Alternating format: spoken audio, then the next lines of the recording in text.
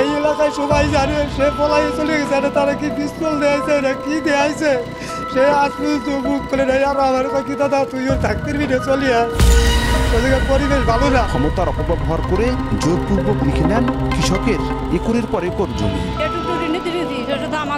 ভিতরে ফেলাইছে আরো বাধ্য হয়ে বেঁচে গরিব মানুষ সম্পত্তি কিছু নাই, খালি একটু বাড়ি বিটিয়েছে। তার লোভের সবচেয়ে বড় শিকার হয়েছে স্থানীয় সনাতন ধর্মী পরিবারগুলো। ভয় দেখিয়ে বা কৌশলে বাধ্য করে ১১৩টি দলিলে এসব জমি কেনা হয় স্ত্রী কন্যা নিজের নামে। জোর করবি নিয়েছে, জমিটা দেবো না, এত কষ্টের পর জমিটা করছে অনবাড়ি কষ্টে, জমিটা দিয়েছে আর যাই দেখাইতে।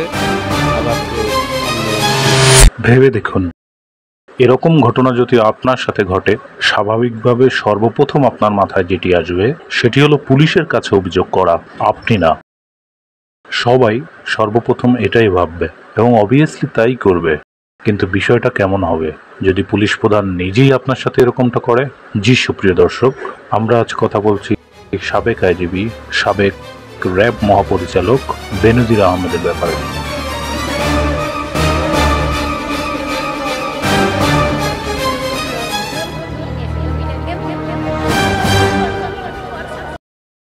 পুলিশের সাবেক মহাপরিদর্শক আইজিপি বেনজির আহমেদের একের পর এক দুর্নীতি সামনে আসছে। দেশ জুড়ে যেন রাম রাজত্ব কায়েম করেন সাবেক পুলিশ প্রধান বেনজির আহমেদ।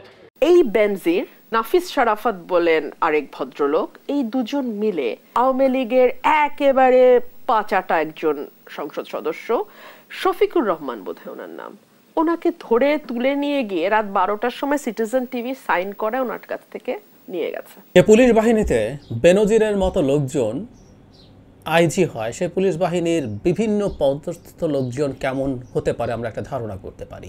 আমি এবং আমার পরিবারের পক্ষ থেকে আমরা মনে করি প্রকৃত সত্য তুলে ধরা খুবই জরুরি।